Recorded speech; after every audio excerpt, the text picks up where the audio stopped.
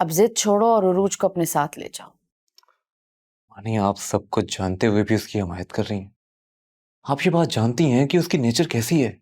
बेटा अगर वो जज्बाती है तो तुम तो अक्ल से काम लो ना। खानदान वाले बातें बना रहे हैं, क्यों तुम दोनों ने अपना मजाक बना के रखा है? लोगों को तो हंसने का मौका चाहिए।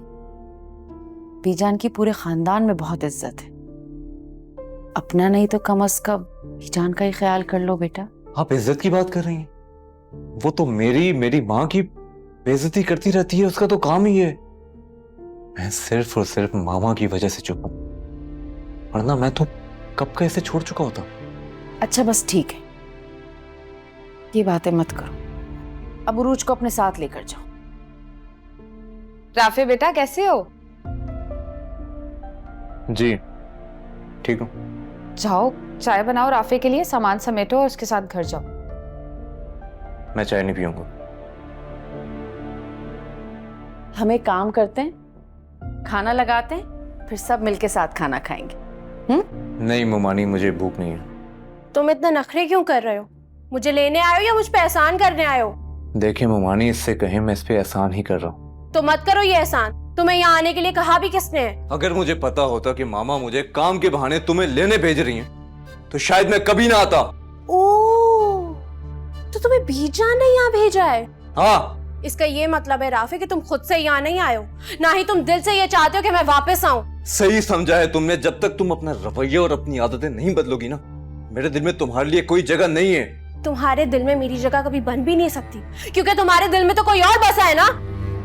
रोज खामोश हो जाओ, मैं कर रही हूँ ना बात। अम्मी क्या बात करेंगी आप इससे? आप सुन नहीं रही क्या बोल रही है? खामोश हो जाओ तुम दोनों। इस तरह बहस करते रहोगे तो लड़ाई तो कभी खत्म ही नहीं होगी। सबसे बड़ा मसला तो यह है मोमानी कि इस लड़की को इसकी जुबान पे काबू रखना नहीं आता। जिस दिन इसकी जुबान काबू में आ जाएगी ना, इसको घर पे भेज दीजिएगा, मैं लेने भी नहीं आऊंगा। राफे बेटा, राफे यहाँ मुझे लेने नहीं आया था, बल्कि मजीद टॉर्चर करने आया था। उससे ये बात बिल्कुल बर्दाश्त नहीं हो रही कि मैं अपने घर में सुकून से बैठी हुई हूँ। आप जाके बीजान को बताएं कि उनके बेटे ने मुझसे कितनी बदतमीजी की है। और तुमने तो बड़ी इज्जत और मान दिया ना उसे। अम्मी आप वही थी, आपने देखा ना लड़ाई राफे ने शुरू की थी। अरे तो तुम खत्म कर देती ना, क्या फर्क पड़ता है? सही कहती है बीजान के, तुम्हारी जबान नहीं रुकती है। मैं और सादिया तुम्हें इशारे कर करके थक गए। भुजाले जो कैची की तरह जबान चली है, रुकी हो कहीं पे? अम्मी आप मेरी माँ हो क्या राफे की हिमायत करिए? अच्छी औरतें हमेशा अपना घर बसाती है कॉम्प्रोमाइज करके, तुम्हारी तरह बोझ बन के माँ बाप के सर पे नहीं बैठती। अब्बू आप देख रहे हैं ना अम्मी मुझ पे किस तरह से इल्जाम लगा रही है। आप लोग नहीं चाहते ना मैं यहाँ रहूं, मैं यहाँ नहीं रहूं। दफा हो जाए यहाँ से, दफा हो। उरूज बेटा बात सुनो। कोई जरूरत नहीं है उसे रोकने की फिरोज। बहुत कर ली इसने अपनी जिद पूरी, बहुत हो गई इसकी मनमानी। अब वही होगा जो मैं कहूंगी। अरे चुप हो सकती हो तुम? हर वक्त बोलती रहती हो, थप्पड़ मार दिया उसको। अब ऐसे क्या देख रही हो?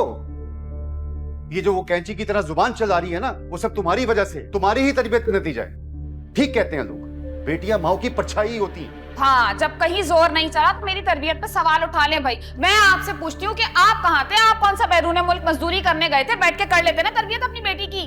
अरे सारा दिन घर से बाहर होता हूँ, तुम लोगों के लिए कमाता हूँ, तुम्हें खिलाता हूँ, और क्या करूँ मैं?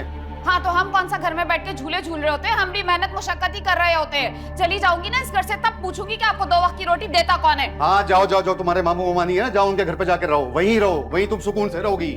रहूंगी सुकून से। 1 वक्त की रोटी भी किसी ने पूछ ली ना इस घर में तो मैं आऊंगी तुमसे पूछने। जाओ, देखता हूँ मैं, जाओ।